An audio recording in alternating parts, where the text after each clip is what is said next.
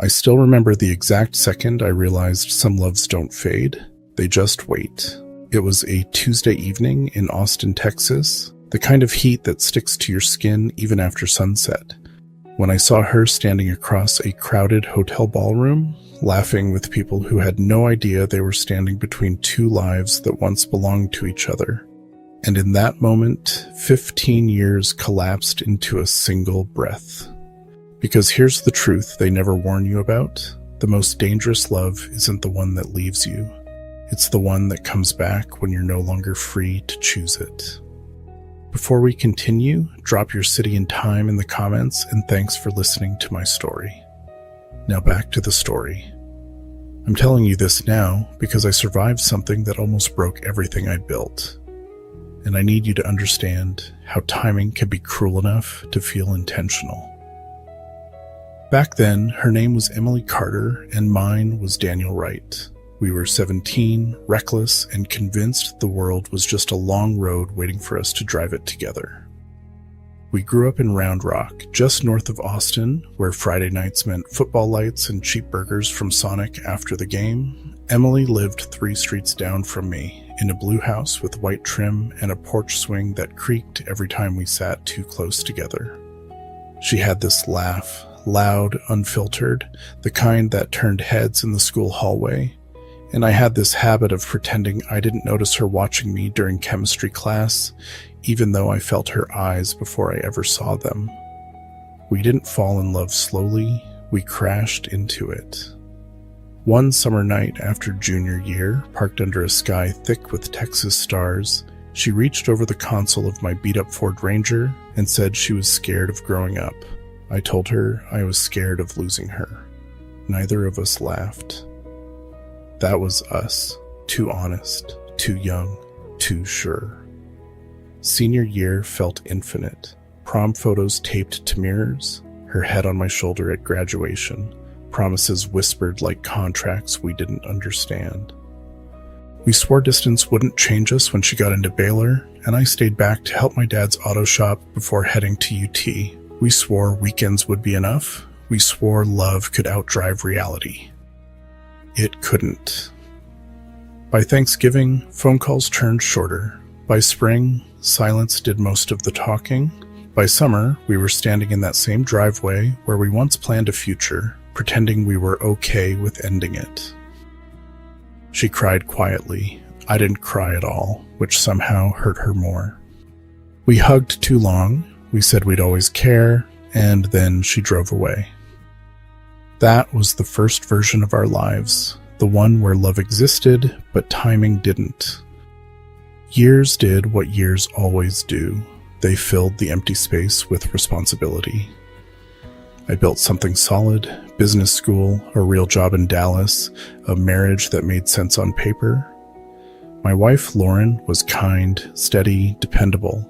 She loved me in a way that felt safe, predictable, grown up. We had a house with clean lines and neutral colors, dinner routines, holiday plans scheduled months in advance.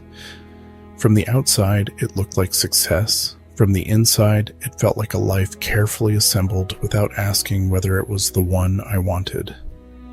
Still, I stayed, because that's what men like me do. Emily, I later learned, married a man named Mark, high school football turned oil and gas consultant, 2 kids, a home outside Houston. She became someone people admired, someone who posted smiling family photos, someone who looked fulfilled. And I told myself that was enough closure. And until that Tuesday evening. The conference was supposed to be boring. Leadership panels, name badges, bad coffee. I was halfway through pretending to listen to a keynote speaker when the room shifted. Not loudly, not dramatically, just enough for my chest to tighten without explanation. I turned my head, and there she was. Older, yes, softer around the edges, but unmistakably her. Emily Carter, now Emily Harris, stood 10 feet away, holding a glass of wine, wearing a navy dress that hugged memories I thought I buried. Our eyes met. The world didn't stop, but something inside me did. Her smile faltered first. Then came recognition. Then shock. Then that same dangerous warmth I remembered too well. She said my name like it had been waiting in her mouth all these years. Daniel. I answered before thinking. Emily. We laughed, too loudly, too nervously, like strangers pretending not to know how much history sat between us. We hugged, brief, careful, electric. Her perfume pulled me backward 15 years in a second. We talked about careers, cities, the weather, because talking about anything else felt like stepping onto thin ice. She told me she lived in Houston now. I told her about Dallas. She asked about my family. I mentioned my wife. She nodded a little too quickly. Then she mentioned her husband, her kids. Her voice stayed steady, but her hands tightened around her glass. That's when I realized this reunion wasn't an accident. It was a test. The ballroom felt smaller, the air thicker, every unspoken word pressed against my ribs. We should have walked away. We didn't. Instead, we stepped outside onto the terrace where the city lights blurred and the noise softened enough for honesty to breathe. Austin hummed around us, music drifting from bars, traffic sighing down Congress Avenue, cicadas buzzing like background static to a moment neither of us planned. She leaned against the railing. I stood too close. Neither of us moved away. She said she thought about me more than she admitted. I told her I never stopped comparing everyone else to her.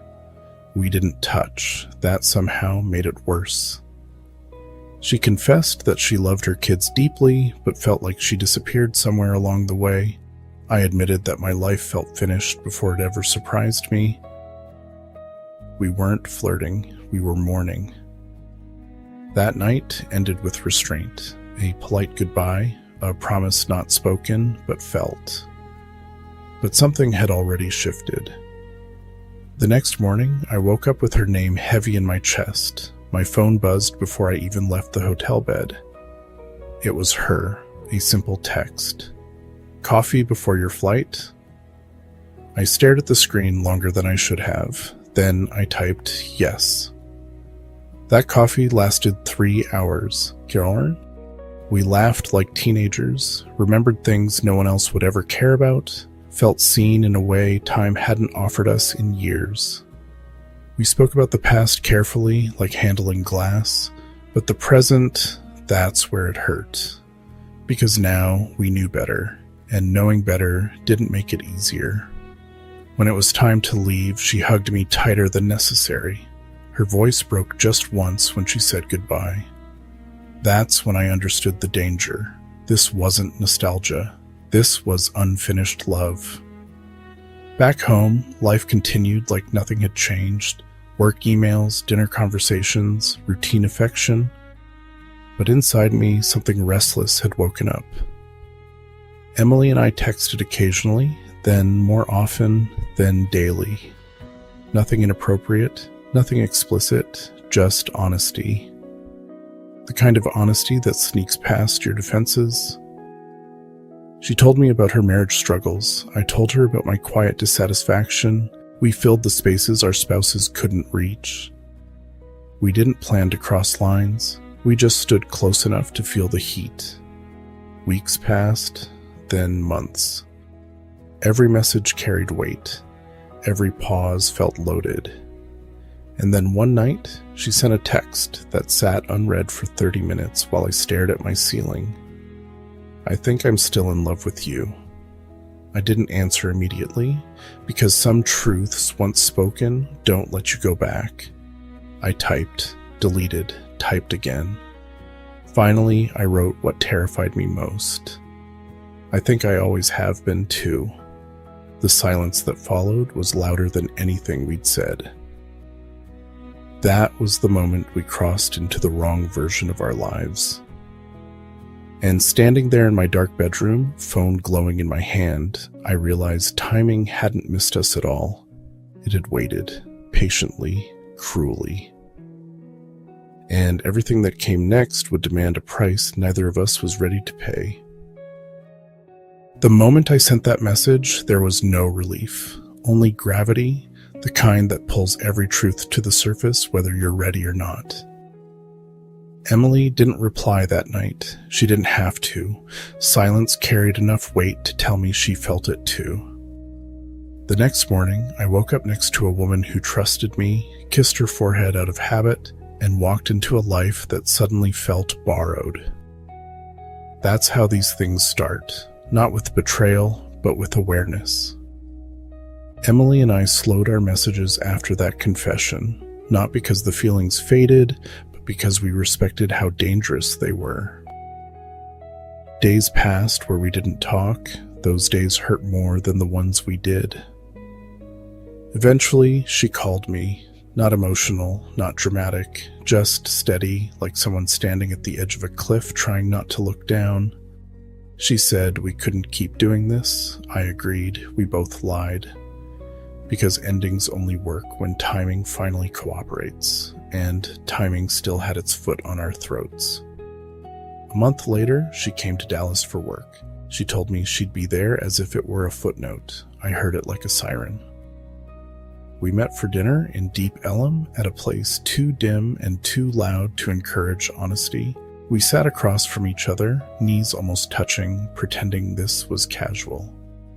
She wore a ring. I noticed it immediately. She noticed me noticing. We talked about everything except what mattered, until the silence demanded respect. She admitted her marriage was stable but empty. I admitted mine was peaceful but passionless. Neither confession made us villains. They made us human. When we walked outside, Dallas night air wrapping around us, she stopped. Just stopped. Like she couldn't carry the weight another step. She said she wondered every day what life would have been like if she'd stayed. I told her I built a whole life trying not to wonder that. That's when she cried, quietly, the way adults cry when they can't afford to fall apart. I didn't touch her. That restraint felt like punishment. We said goodbye again, longer this time, harder. I drove home knowing restraint doesn't erase consequence. At home, Lauren sensed the shift before I said anything. Women always do. She asked if I was okay. I said yes. That lie tasted like metal. The truth came out slowly over weeks. Distance at first, then honesty, then the quiet devastation of realization. I told her I loved her but wasn't in love anymore. I didn't mention Emily. I didn't need to. Lauren cried without screaming. That hurt more than anger ever could. We tried counseling, tried dates, tried remembering why we chose each other. But you can't compete with a ghost that's still alive. Emily, meanwhile, pulled away. Not from me, from everything. She focused on her kids, her routines, her responsibilities, and she sent fewer messages than none. And somehow, that restraint became the loudest declaration of love she ever gave me.